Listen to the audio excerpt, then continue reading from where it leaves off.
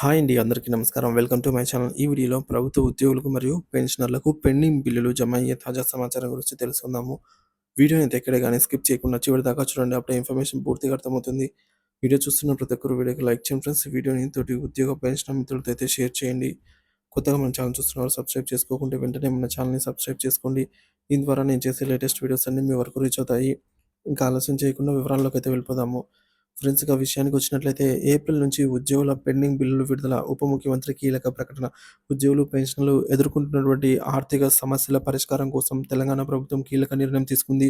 అదేంటంటే ఏప్రిల్ నెల నుంచి ప్రతి నెల కూడా ఇక నుంచి 500 నుంచి 600 కోట్ల వరకు మంజూరు చేసి పెండింగ్ బిల్లులను ఒక్కొక్కటిగా అంటే షెడ్యూల్ వారీగా క్లియర్ విడుదల చేయనున్నట్టుగా ఉప ముఖ్యమంత్రి బట్టి విక్రమార్క ప్రకటించారు. ఈ మేరకు హైదరాబాద్‌లోని డాక్టర్ బిఆర్ అంబేద్కర్ సచివాలయంలో తెలంగాణ ఉద్యోగ జేసీ నేతలతో జరిగినటువంటి సమావేశంలో ఈ కీలక ప్రకటననైతే చేశారు. ముఖ్యమంత్రి ఆదేశాలతో పెండింగ్ బిల్లుల క్లియరెన్స్. ప్రస్తుతం ఉద్యోగులు మరియు పెన్షనర్లకు 8,000 కోట్ల రూపాయలు పెండింగ్‌లో అయితే ఉన్నాయి. ఏప్రిల్ నుంచి ఈ బిల్లుల ప్రాధాన్యత క్రమంలో విడుదల చేయనున్నట్టుగా ప్రభుత్వం తెలిపింది.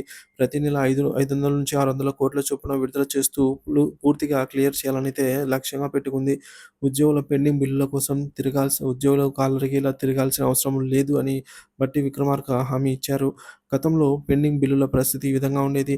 గత ప్రభుత్వంలో ఉద్యోగులకు సంబంధించి 5,000 కోట్ల రూపాయల బిల్లులను పెండింగ్‌లో ఉంచిందని వివరించారు.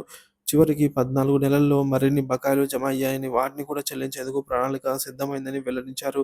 ఇప్పటివరకు ప్రభుత్వం 10,000 కోట్ల పెండింగ్ బిల్లులను విడుదల చేసింది. ఇంకా 8,000 కోట్ల బిల్లులైతే మిగిలి ఉండగా వీటిని ఏప్రిల్ నుంచి సిస్టమాటిక్‌గా విడుదల చేయనున్నట్లుగా ప్రకటించారు. జీతభత్యాల చెల్లింపులు రెగ్యులర్ ప్రక్రియ. గత ప్రభుత్వ హయాంలో ఉద్యోగులకు జీతాలు ఏ తేదీన వస్తాయో తెలియని పరిస్థితి ఉండేదని అన్నారు. కాంగ్రెస్ ప్రభుత్వం అధికారంలోకి వచ్చిన తర్వాత ప్రతి నెల 1వ తేదీన క్రమం తప్పకుండా జీతభత్యాలు విడుదల చేస్తున్నట్టు గుర్తు చేశారు. రాష్ట్రంలోని 13,00,000 మంది ఉద్యోగులు, పెన్షనర్లు, కాంట్రాక్ట్ మరియు ఔట్‌సోర్సింగ్ సిబ్బంది ఉన్నారని వివరించారు. పెండింగ్‌లో ఉన్న బిల్లులు మరియు భవిష్యత్తు ప్రణాళికలు, రిటైర్మెంట్ బెనిఫిట్స్, అలాగే మెడికల్ రియంబర్స్‌మెంట్ బిల్లులు తదితర బిల్లులను మాత్రమే పెండింగ్‌లో ఉన్నాయి. వాటిని సాధ్యమైనంత త్వరగా విడుదల చేయడానికి అయితే కృషి చేస్తున్నామని తెలిపారు. ఉద్యోగుల ఆర్థికేతర సమస్యలను పరిష్కరించేందుకు ప్రభుత్వం మంత్రివర్గ ఉపసంఘం పనిచేస్తోంది. ప్రభుత్వం ఎంప్లాయీ ఫ్రెండ్లీ పాలన అందిస్తుందని అయితే బట్టి విక్రమార్క స్పష్టం చేశారు. ఉద్యోగుల భరోసా, ప్రభుత్వం స్పందన. ఉద్యోగులు, పెన్షనర్లు ఆర్థిక ఇబ్బందులు పడకుండా చేయటం ప్రభుత్వ బాధ్యత. ప్రతి నెల 500 కోట్ల నుంచి 600 కోట్ల చొప్పున బకాయిలను క్లియర్ చేస్తూ ఏప్రిల్ నుంచి ఎలాంటి పెండింగ్ లేకుండా చేసే దిశగా ప్రభుత్వం కృషి చేస్తోందని బట్టి విక్రమార్క తెలిపారు.